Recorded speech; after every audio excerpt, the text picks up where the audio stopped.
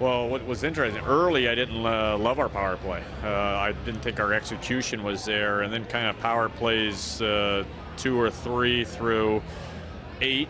I really liked them. I thought we had excellent chances. I thought we could have scored a few goals, especially on the first 5-on-3.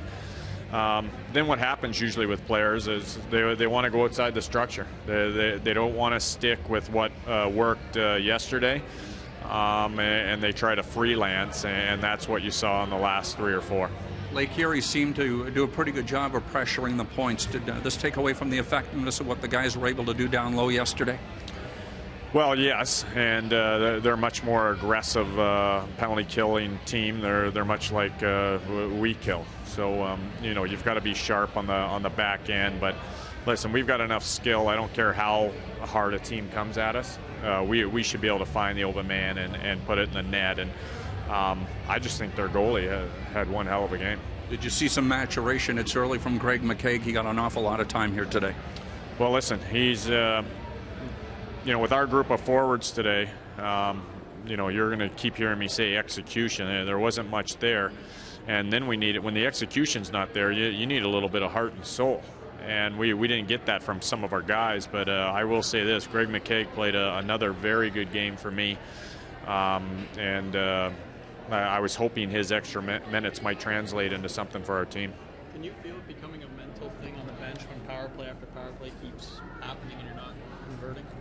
Well, they get frustrated. And, the one thing you've got to remember as a power play guy is, if your team's running 20% on the power play, your power play's pretty good. Well, that means 8 out of 10 times you're coming back to the bench pissed off. So you've got to learn how to temper the frustration and stick with what our units are trying to do. And I thought in kind of the middle bunch of the power plays we did it, and we had excellent chances to score. But then when the goalie makes a save and you feel that frustration build, suddenly they want to go try things on their own, and that will never, ever work. Well, is that a matter of all the skill that you do have? Guys start working within that kind of box on their own? Well, yeah, listen, you can have all the skill in the world. If the guy's going to go out and go outside of what we're trying to do, the other 4 guys on the ice aren't going to have a clue what he's trying to accomplish. So they need to be on the same page all the time on special teams. And last night we were.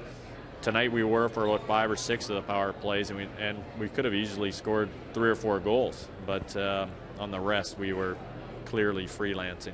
It looked like a few times as you guys got a little bit frustrated that some guys did try to do it all on their own, which is not the message you want to send at all. No, it's right. It'll never work. It just never does, and it's one of these things you see it year after year. When frustration mounts, I'm just going to do it by myself. And there's no one player.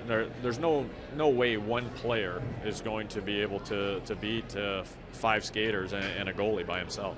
It's just one game, but is this the kind of a result where a lot of those extra guys you have now will put that peer pressure on the guys who played today, do you think? Well, yeah, we talked about it before the game. It's, listen, all eyes are on you. It's not like we have just one extra player here and we can move one guy in or out. You're being judged each night. We had a couple guys even last night. We didn't love their games, and we basically put them on notice. Like, hey, you either pick it up or you're coming out. So, we'll reevaluate the lineup and chew on it all week. Why pull the goalie with 7 minutes to go? Well, it's 3-0, and there was not a whole lot going on. And listen, why wait till the last 2 minutes when you're down 3 goals? And I even said on the bench, if we don't get something going here soon in the second period, I was thinking about yanking them then. Looking back the flow of the game, maybe if I would have waited another minute, I think we got a power play later, but you can't foresee that. But I'm one of those guys, I don't understand the whole wait to pull your goalie. If nothing's happening, let's get it over with and get on with it. What's the difference between the 10-minute mark and the last 2 minutes when you're down 3? Does it really kind of screw up your bench when you've got all those power plays one after another, kind of take your bench out of rhythm a little bit? Well, you got guys sitting on the bench because you're basically trying to run your 2 units. But then when they weren't getting it done, I tried to get some other guys out there that hadn't been working it, and they did an okay job too. So anytime there's a whole bunch of power plays or a whole bunch of penalty kills one way or the other, it always disrupts your bench. Expect the bullseye to be on your club's back given what you accomplished last season? Absolutely. Hey, their team's going to look at our lineup and look to how long we played last year.